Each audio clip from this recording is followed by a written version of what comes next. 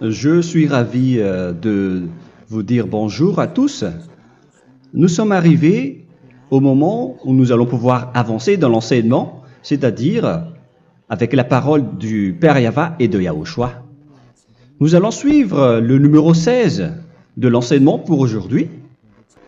Donc nous sommes à nouveau arrivés au moment où nous allons pouvoir avancer avec l'enseignement qui porte le numéro 16 pour notre enseignement d'aujourd'hui. Et le titre de l'enseignement, c'est que vous devez être baptisé par Elia lorsque vous êtes convaincu. Et je vais continuer pour que vous soyez sauvés, pour que vous ne péchez plus. Justement, donc, vous devez être baptisé. Mais pourquoi devez-vous être baptisé? Pour quelle raison? Lorsque vous êtes vraiment convaincu, excusez-moi, la loi dit que il faut faire de toutes les nations des disciples et les baptiser après. Nous allons lire cette parole d'abord, qu'il faut faire de toutes les nations des disciples et les baptiser après, selon le livre de...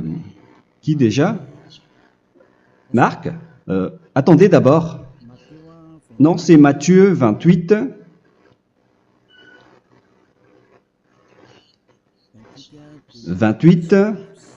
Versets 19 et 20.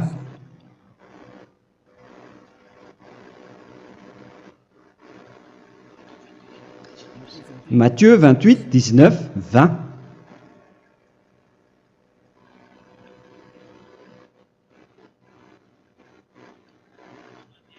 Allez, faites de toutes les nations des disciples. Ici, donc, il faut faire toutes les nations des disciples. Les baptisons au nom du Père, du Fils et du Saint-Esprit. Donc, à la fois, il faut les enseigner à observer tout ce que je vous ai prescrit. Donc, en enseignant une personne, c'est comme ce que Elia fait en ce moment. Après, donc, il faut baptiser cette personne qui est convaincue par l'enseignement. Donc, on ne doit pas baptiser une personne qui n'a jamais entendu cet enseignement. Voilà la première loi. Ce n'est pas logique de baptiser une personne qui ne connaisse rien de l'enseignement.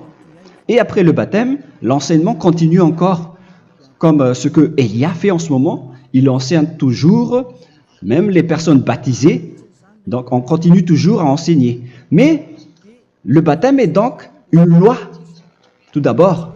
Donc, une fois convaincu, vous devez être baptisé. Moi, je ne vais plus parler du sujet d'enseignement que vous connaissez déjà, parce que vous êtes déjà convaincu. Donc, si vous voulez être nettoyé, lavé de vos péchés, pour que vous ne péchez plus dans ce saint royaume où il y a Elia, alors vous devez être baptisé, car c'est une loi selon l'Acte des Apôtres 22:16. Pourquoi tardes-tu? Lève-toi, appelle son nom et sois baptisé. C'est dans Actes des Apôtres, chapitre 22, verset 16. Actes des Apôtres 22:16. Nous allons lire ensemble cette parole. Et maintenant, que tardes-tu? Lève-toi, sois baptisé et lavé de tes péchés en invoquant le nom de Dieu. Donc, une fois qu'une personne est convaincue de cet enseignement, comme vous qui m'écoutez en ce moment, la loi pour vous, c'est que vous devez invoquer son nom. C'est-à-dire que le nom est important pour répondre aux personnes qui disent que ce n'est pas le cas, en disant que si vous croyez, c'est suffisant. Sachez que c'est un enseignement du diable pour ceux qui disent cela. Au contraire, il faut invoquer son nom, car c'est celui qui invoque le nom de Yahva qui sera sauvé. On vous a déjà enseigné cela. Donc, il faut que vous vous levez, il faut invoquer son nom. Il ne faut plus attendre. Vous ne devez plus attendre ni hésiter. La loi vous dit, levez-vous. On vous dit aujourd'hui, on vous ordonne aujourd'hui de vous lever. N'hésitez plus. Et après, vous devez invoquer son nom en vous rapprochant du royaume de Yahushua, de l'église de Yahushua, d'appeler tous les responsables au téléphone, même pas au téléphone. Il faut directement assister à l'assemblée de Yahushua dans cet endroit, car il faut que tu te lèves et sois baptisé en invoquant son nom. Et c'est ici, à l'église de Yahushua, que vous devez invoquer son nom. Alors, c'est une loi, vous ne devez plus rester dans votre maison et il faut nous rejoindre maintenant. Soyez baptisés en Yahushua et non pas en Jésus, car les baptêmes que vous avez faits auparavant n'est pas le baptême en Yahushua. Donc, votre baptême n'est pas valable, n'existe pas du tout. Et votre baptême, au contraire, il est pire. Lorsque vous l'avez fait avec des autres dieux comme Jésus, car vous allez le revêtir jusqu'à votre mort. Car selon Galates 3, 27, vous revêtez le Dieu à qui vous êtes baptisé. Comme par exemple, si vous êtes baptisé en Yahushua, vous revêtez en Yahushua. Mais les fidèles de Jésus, ils revêtent Jésus. Alors que vous voyez bien que ce Dieu, c'est un faux Dieu qui n'ôte pas les péchés, qui vous jette en enfer et qui n'existe même pas. Parce que si jamais il existait, vous devez aussi être ôté de vos péchés. Mais ce n'est pas le cas. Vous revêtez un faux Dieu, un envoyé du diable. Pourquoi? Car tous ceux qui sont pécheurs viennent du diable. Nous allons donc lire la parole de Dieu à ce sujet dans Galates 3, 27 pour vous dire que c'est un faux baptême que vous avez fait. Donc si vous avez été baptisé en lui, alors vous allez être avec le diable jusqu'à la fin. C'est ce qui est pire avec votre baptême qu'il faut enlever et supprimer rapidement, car vous êtes avec le diable. Les pécheurs viennent du diable et ce faux Dieu, il vous rend toujours pécheur jusqu'à maintenant. Il vous encourage de rester pécheur non méritant. Ça vient d'où? Ça vient de qui? Ce faux Dieu-là, à ce sujet, ils viennent du diable, car les pécheurs viennent du diable. Ce faux Dieu qui n'existe même pas, ce n'est qu'un collaborateur du diable. C'est dans Galates 3, 27. Je vous donne la parole en vous disant qu'il faut fuir rapidement de cet endroit qui ne vous convient pas. Le dernier baptême, ce sera pour le 8 mars 2026 à Madagascar. Et après, il n'y aura plus de baptême ici. Galates 3, 27. Vous tous qui avez été baptisés en Yahushua, par exemple, alors vous avez revêtu Yahushua. Voilà la parole. Donc, si vous avez été baptisés en Jésus, alors vous revêtez Jésus. Comme avec votre dernier baptême, vous allez toujours revêtir celui-là. Et ce vêtement ne sera jamais ôté tant que vous ne vous rapprochez pas de Élia. C'est lui uniquement qui peut vous enlever de ce baptême, de ce Jésus qui vous rend pécheur. Un collaborateur du diable et qui vient du diable. C'est dans 1 Jean, pour vous dire, est-ce que vous pouvez toujours rester dans votre ancien baptême après tout ce schéma? 1 Jean, chapitre 3, verset 8. 1 Jean 3, 8. C'est où déjà? Celui qui pêche est du diable, car le diable pêche dès le commencement. Vous voyez? Et voilà ce qui est pire. C'est votre Dieu même qui vous rend pécheur et qui vous dit que vous devez être pécheur. C'est lui-même, à ce sujet-là, qui vient du diable. C'est vraiment pire ce schéma, car il s'agit d'un envoyé du diable qui vient du diable. Un envoyé du diable. C'est-à-dire que ce schéma vient du diable. La parole est directe et droite. S'il n'est pas du diable, il vous aurait déjà dû il vous aurait déjà ôté de vos péchés. Mais ce sont les diables qui rendent pécheurs les gens, car ce sont les chefs du péché, les diables. La parole est claire ici. Celui qui pêche est du diable. le fils du diable est du diable. Le fils de Dieu est un Dieu. Le fils de l'homme est un homme. Et celui qui vient du diable est du diable comme lui. Lui, il vous a rendu pécheur pendant plus de 2000 ans. Il vous a jeté en enfer. C'est pourquoi on vous dit de quitter cet endroit et ce Jésus qui sera toujours collé à vous, à votre corps, qui est enterré dans votre peau. Vous ne serez jamais débarrassé de lui tant que vous ne vous rapprochez pas de Élia pour être baptisé en Yahushua, pour que ce sale vêtement venant du diable soit ôté de vous et qu'après vous allez être revêtu d'un nouveau vêtement qui est merveilleux, qui est Yahushua. Alors choisissez votre vêtement. Vous allez toujours être Jésus qui est déjà collé à vous, et une fois mort, vous irez en enfer, car il est déjà collé à vous. Soit vous l'enlevez directement à travers le baptême avec Élia. Le rendez-vous, c'est pour le 8 mars 2026. Vous allez être baptisé par Élia pour l'enlever, car ça n'existe pas du tout. C'est une tromperie pour vous. Ce n'est même pas un baptême. C'était le fait de faire entrer du diable à l'intérieur de vous. Si vous voulez être libéré de cela, vous devez vous rapprocher de Élia à travers le baptême pour que la parole soit bien placée dans Actes des Apôtres 22:16. Revoyons cette parole. Actes des Apôtres 22, quel verset déjà? 22:16. Voilà. Et maintenant, que tardes-tu?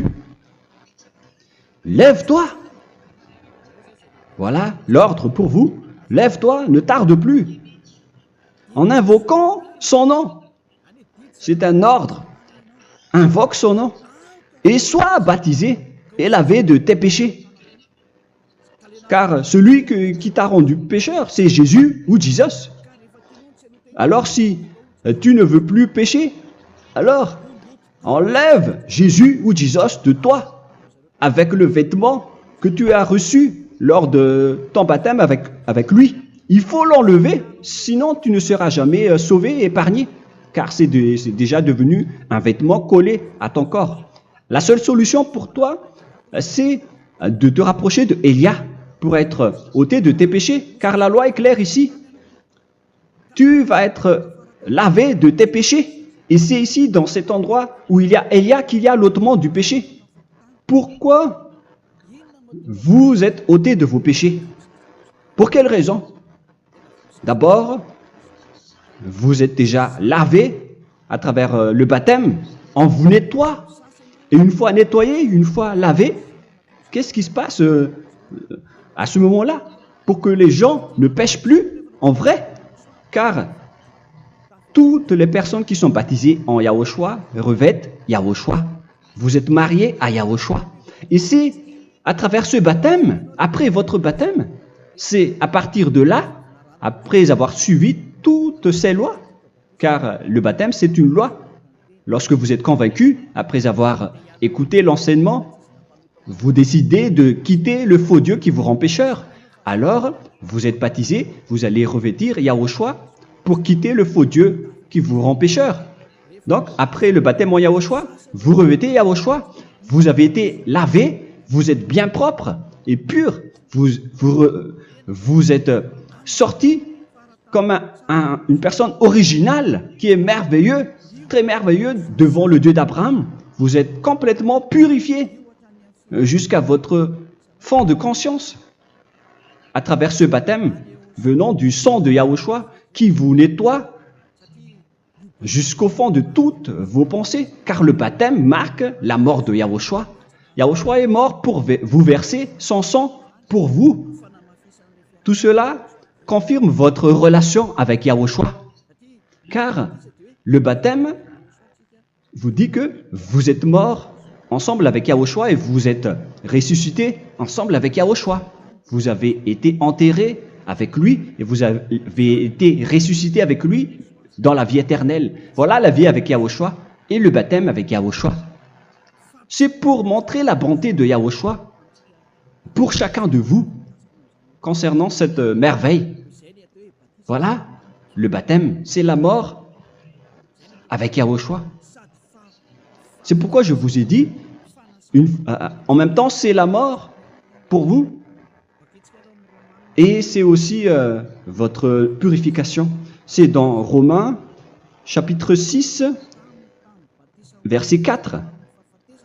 Nous avons donc été ensevelis avec lui par le baptême en sa mort, afin que, comme Yahushua est ressuscité des morts par la gloire du Père, de même, nous aussi, nous marchions en nouveauté de vie. Donc, on était morts avec Yahushua à travers le baptême, et c'est après aussi que nous avons été ressuscités vers la nouvelle vie. Verset 5. En effet, si nous sommes devenus une même plante avec lui par la conformité à sa mort, nous le serons aussi par la conformité à la résurrection. Nous voyons bien ici que nous étions morts ensemble avec Yahushua à travers le baptême. Nous étions morts ensemble avec lui. C'est clair ici. On parle ici du sujet du baptême. Nous avons donc été ensevelis avec lui par le baptême en sa mort, mais pas avec autre chose. C'est clair alors à travers cette parole que c'est à travers ce baptême que nous allons avoir la même geste que Yahushua. Donc si vous voulez être ôté de vos péchés, vous devez entrer dans le baptême. Et une fois baptisé, la personne est intégrée directement au ciel des cieux.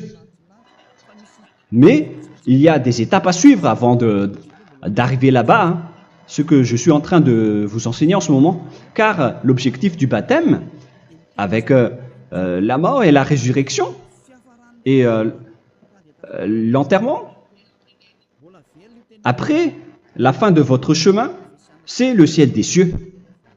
Et on parle de vous en tant que vivant.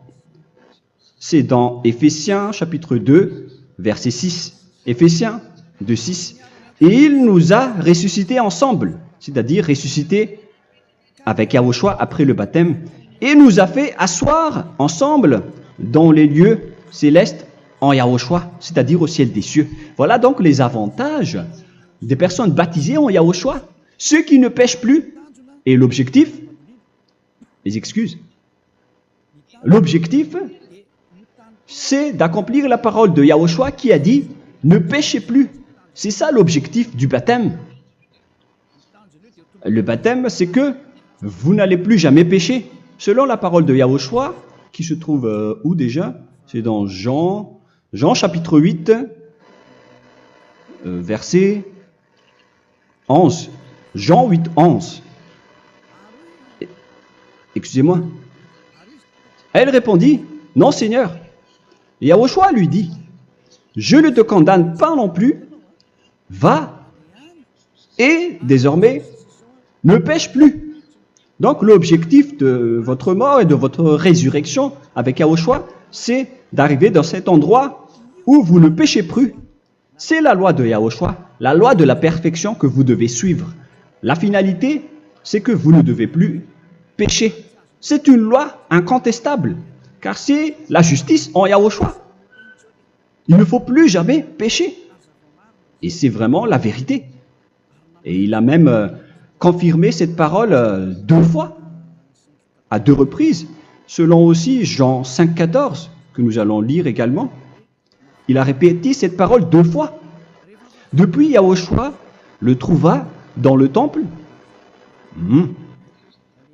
et lui dit, « Voici, tu as été guéri. Ne pêche plus. » Excusez-moi. Ne pêche plus, de peur qu'il ne t'arrive quelque chose de pire. Donc il ne faut plus rappeler vos péchés, sinon le pire va vous arriver. Et vous voyez, vous, les personnes pécheurs qui m'écoutez en ce moment, où est votre finalité? Est-ce que c'est bien? Réfléchissez. Les personnes parfaites, ce sont les personnes qui ne pêchent plus. Contrairement à vous qui dites que vous êtes toujours des pécheurs qui ne méritent pas le ciel des cieux. Vous l'avez dit par vous-même. Mais maintenant, Élia vous appelle. Vous allez mériter le ciel des cieux si vous vous repentez et si vous acceptez le baptême en Yahushua. Pourquoi? Pour quelle raison? Car vous n'allez plus jamais pécher. Par quel moyen? C'est par le programme du Père Yahva. Car une fois que la personne est baptisée, la personne boit le Saint-Esprit. Il y a donc un esprit qui va être approuvé, qui va être bu, comme une source illimitée dans son ventre, selon la Sainte Écriture. C'est dans Jean chapitre 7, si je ne me trompe pas. Où se trouve ce verset, les enfants? Si vous le trouvez, la parole qui parle de la source qui est illimitée, c'est dans Jean 7, 37 que nous allons lire ensemble. Le dernier jour, le grand jour de la fête, Yahushua, se tenant debout, s'écria, « Si quelqu'un a soif, qu'il vienne à moi et qu'il boive. » Verset 28. « Celui qui croit en moi, des fleuves d'eau vive couleront de son sein, selon, comme dit l'Écriture. » Il y aura donc de l'eau vive qui couleront dans son ventre. Verset 39. Il dit cela de l'Esprit qui devait recevoir ceux qui croyaient en lui, car l'Esprit n'était pas encore, parce que Yahushua n'avait pas encore été glorifié. On reçoit donc un Esprit venant de Yahushua pour ceux qui le croient et qui sont baptisés. Et on le reçoit vraiment lors du baptême. C'est dans le livre de 1 Corinthiens que nous allons lire, dans le chapitre 12. Quel verset déjà? On doit chercher un peu. 12 et 13. 1 Corinthiens, chapitre 12, versets 12 et 13.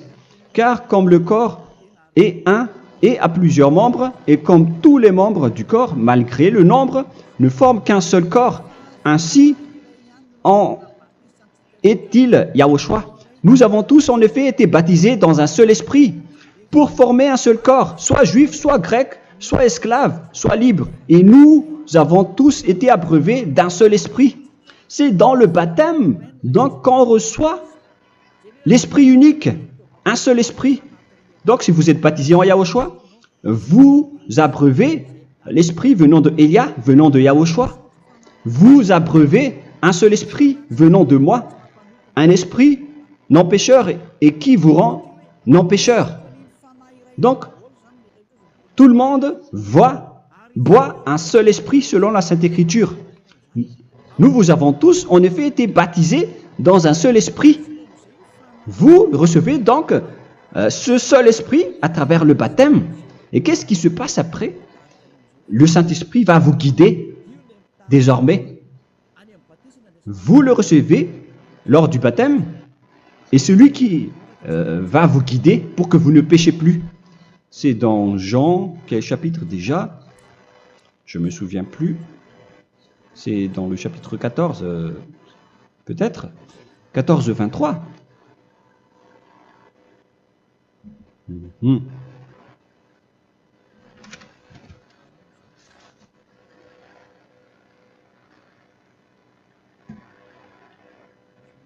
Où il est passé déjà? La parole qui parle de l'esprit qui nous guide. Mais je ne me souviens plus lorsqu'on en a besoin. Où est cette parole, les enfants? Où se trouve cette parole? Oui, c'est 14, 26. Jean chapitre 14, verset 26. Mais le consolateur, l'Esprit Saint, que le Père enverra en mon nom, vous enseignera toutes choses et vous rappellera tout ce que je vous ai dit. La parole de Dieu précise bien ici que le Saint-Esprit, qui est le consolateur, à la fois donc il est consolateur, il est envoyé par le Père en mon nom, il vous enseignera toutes choses et vous rappellera tout ce que je vous ai dit. C'est le Saint-Esprit donc qui vous enseigne, qui vous guide avec toutes les choses que vous avez besoin dans votre relation avec Yahushua. C'est lui qui est le vrai enseignant, le vrai guide, qui vous guide dans votre chemin. C'est dans Jean 16, 13, peut-être. C'est dans Jean 16, 13 que nous allons lire ensemble. quand le consolateur sera venu, l'Esprit de la vérité, il vous conduira dans toute la vérité.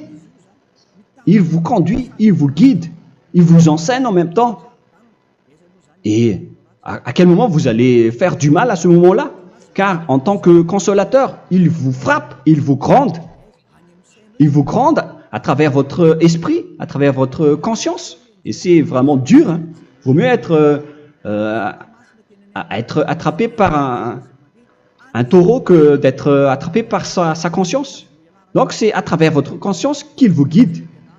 Mais si vous ne voulez pas être consolé ni conseillé, si vous ne voulez pas être corrigé, vous revenez vers le mal, 7 fois plus de mal.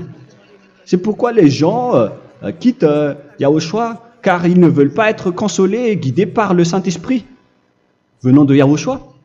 C'est pourquoi les gens quittent et abandonnent Yahushua, car ils veulent toujours continuer à faire du mal. Mais si une personne veut vraiment être avec Yahushua, avec son cœur, cette personne ne sait plus faire aucun mal. Il ne sait plus faire ça, car elle est déjà guidée par le Saint-Esprit. Quels sont alors les fruits du Saint-Esprit, le résultat du Saint-Esprit avec une personne? Mais le Saint-Esprit existe bien, ainsi que ses résultats. Voilà. Nous allons voir d'ailleurs les fruits du Saint-Esprit. C'est dans quel verset, les enfants? Je ne me souviens pas non plus. Je vais également donc la rechercher.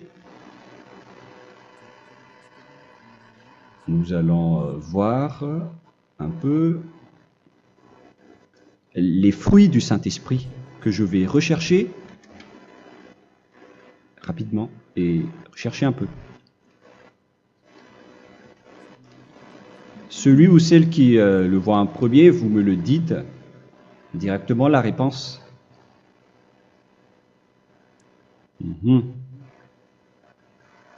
Comment? Galates 5. Galates 5. Nous allons lire à partir du verset 19 et 20. Non, on va commencer à partir du verset 22. Galates 5, 22. Mais le fruit de l'esprit, c'est l'amour, la joie, la paix, la patience, la bonté, la bénignité, la fidélité. Vous voyez? Vous marchez dans la droiture et dans la vérité directement.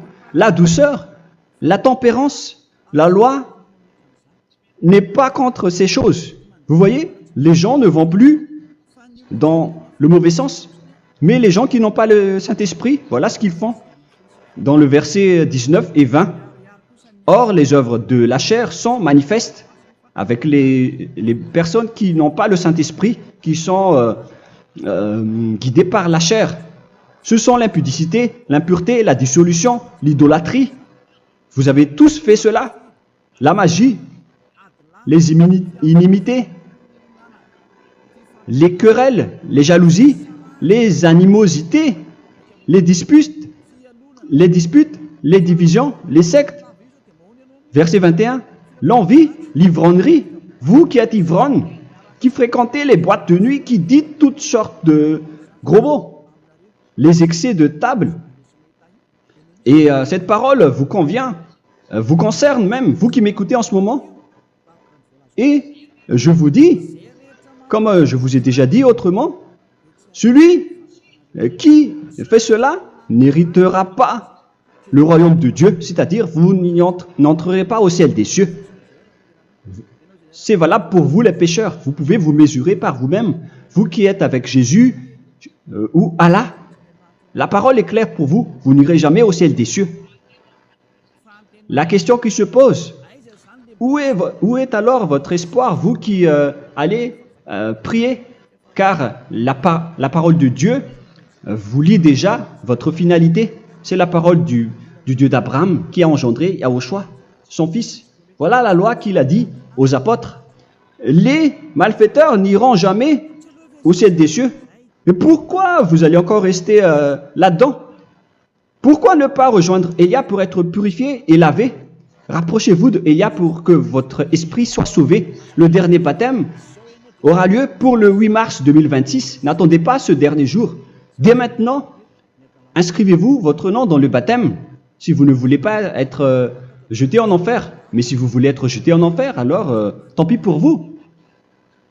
Alors que vous avez peur de mourir, et vous allez chez le médecin lorsque vous êtes malade, vous avez peur du feu de charbon, alors que ce n'est qu'un petit feu de charbon. Là, on parle de l'enfer. Hein. Alors, il faut bien réfléchir et soyez bien conscients. Voilà donc le sujet du Saint-Esprit. Maintenant, nous allons lire le livre des Éphésiens. Éphésiens, chapitre 4.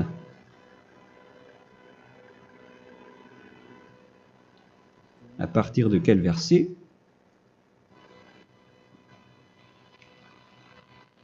Allons-y. Je dois relire un peu car il y a plusieurs paroles ici. Moi, je vais vous sortir la parole qui dit que les personnes en Yahushua ne font plus aucun mal. Ah, où il est passé déjà? Ah, je l'ai perdu. Attendez d'abord. Donc, Éphésiens.